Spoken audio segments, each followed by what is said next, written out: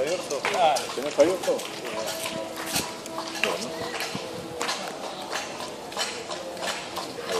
Una vez más, y como todos los viernes, en forma consecutiva y pidiendo por más seguridad, los vecinos de Wilde se van acercando a la comisaría Quinta de Llanera de las Flores 373, con la bandera argentina del frente y con las velas, acercándose